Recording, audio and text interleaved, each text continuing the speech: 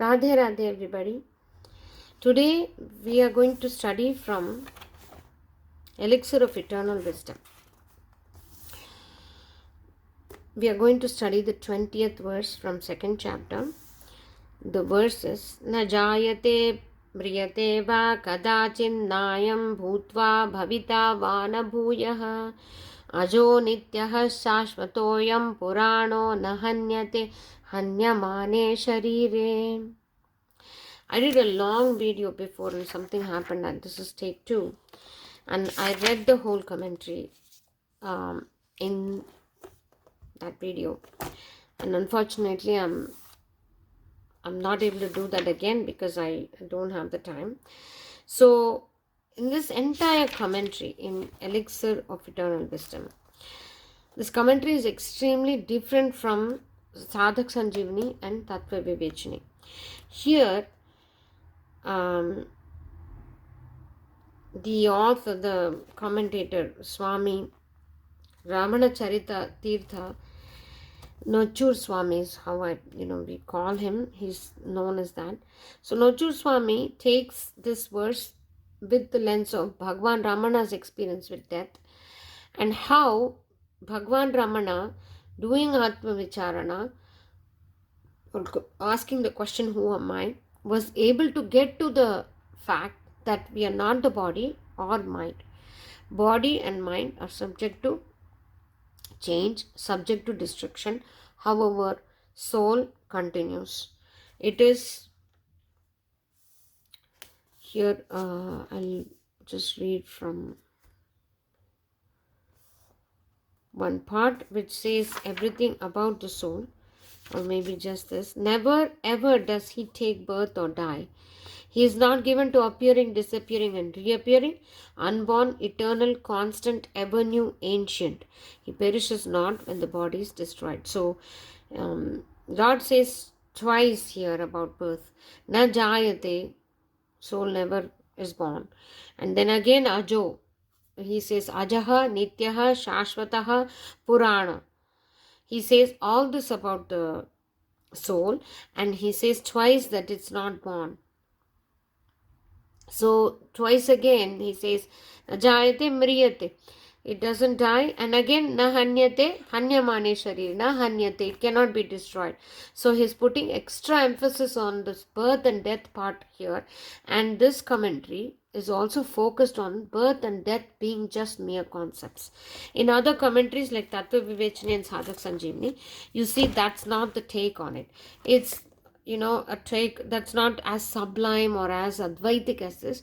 It's more to do with the nature of the soul. Here, the focus is on how death and birth are just concepts, and that as long as we believe there is birth, there is going to be death. This is Jnani's perspective.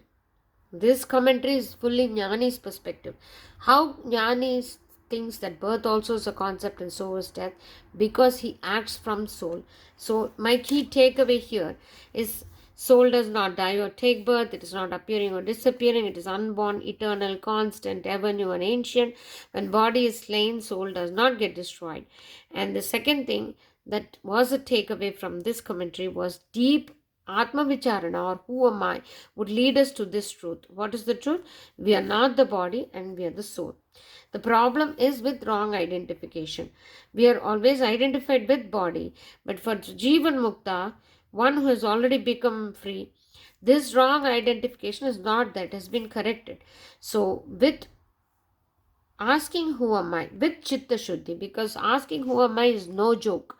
We can just ask who am I and sit in a meditative state, because it says that one part of it says that go deep within, and in the profound state of meditation, push the mind back into its womb, extinguish the eye and taste death directly.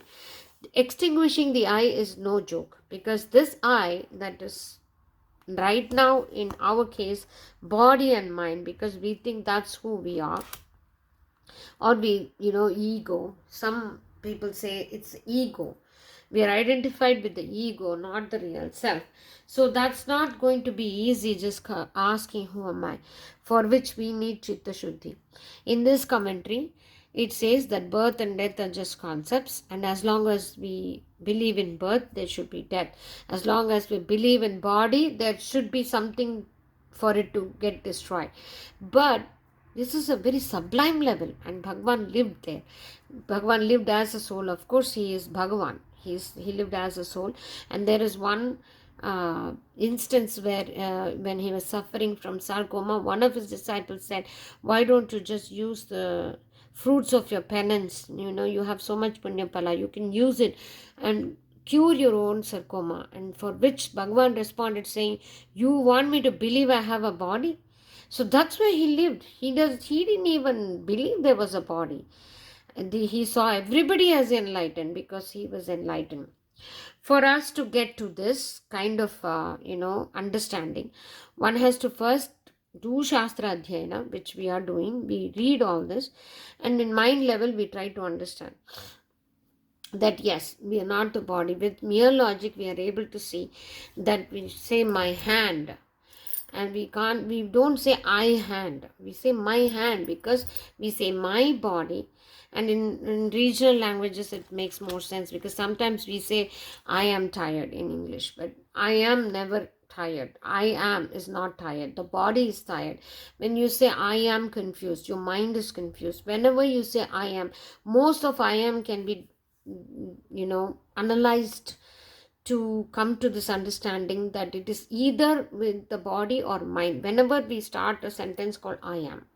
So the only where I am is I am Satchidananda. That's probably the only true statement one can give about oneself, because whatever anything says I am angry is your mind is angry. Anything I am, I'm sick is the body is sick. So this way, just looking at what we call ourselves, we say I, and there are several statements we do with the I, but usually those things are either mind or body or something else. So it's never the real self. So I can never be the body or mind. Mere logic can do that to us, but with mere logic our understanding is still with the mind. So we have used the mind to come to that conclusion, and mind by design changes. So that kind of understanding will never stick.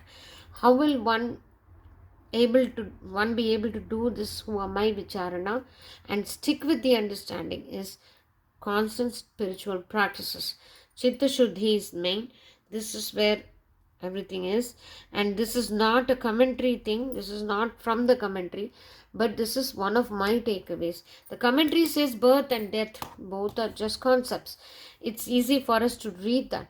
But how can we even come to that experience that birth is a concept and death is also a concept? And as long as we believe in birth, there has to be death. We cannot live from there, not yet, not when we are still identified with the body and mind. So the first task here with this verse is to break it down and get to the experience that we are not the body and mind. First thing that has to break, and that's why in Sankhya Lord keeps on repeating this fact for several verses, that you're not just natve vaham jatunasam natvam ne me janadipaha. He says you and all these warriors, we've always been there. And Arjuna is confused, how can we always be there? Where were these people before? And that's where Lord introduces this fact that you see these people, you see me, you see you, but we are all not these bodies. These bodies come and go, but we have always been there because we are soul and not the body. So entire Sankhya is about that. And if we want to realize that and experientially, not through mind, one has to do Chitta Shuddhi. We have to purify our minds so that our minds are lighter, with not much conditioning or heaviness, so that its mind is a filter through which everything we accept. So the filter has to be clear for us to understand any sublime teaching, and that would be the first step we have to do to get to this verse. So Chitta Shuddhi is main. Chitta Shuddhi can be attained by pursuing spiritual practices, deciding that we will read the Shastras As much as possible, hear the Shastra Shravana and Manana, contemplate, and Nididhyasana. Start to live with that truth.